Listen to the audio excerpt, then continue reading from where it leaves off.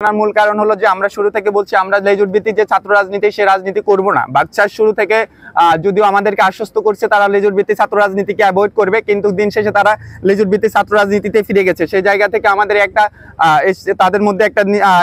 বোঝাপড়ার একটা ঘাটতি তৈরি হয়। সেই জায়গা থেকে আমরা আমাদের অন্তত ছাত্র সংসদ নির্বাচনে যেন এই জায়গা থেকে কারো লেজুর ভিত্তি করতে না হয়, আমার যেন এখানে কোনো দলীয় পারপাস সার্ভ করতে না হয়, সেই জায়গা থেকে আমরা চিন্তা করছি যে আমরা স্বতন্ত্র শিক্ষার্থীদের নিয়ে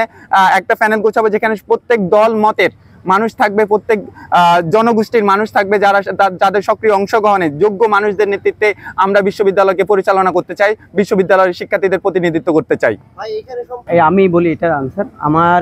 এই যে দলীয় লেজুর ভিত্তির বাইরে গিয়ে হচ্ছে এবং তারা একপাশে এবং হচ্ছে ভাই ব্রাদার রাজনীতি করার কারণে আমার সাথে হচ্ছে 3 থেকে আরো 5 মাস আগ থেকে হচ্ছে একটা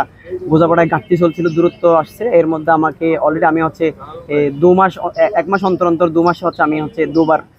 সুকোসকে যেমন তারা আমি লিখিত জবাব দিয়েছি, কিন্তু তারা ওই ভাই ব্রাদার রাজনীতি এবং হচ্ছে কোরাম পলিটিক্সের কারণে এবং হচ্ছে লেজুর ভিত্তি করার কারণেই মূলত হচ্ছে আমি স্থায়ী বহিষ্কার থাকি।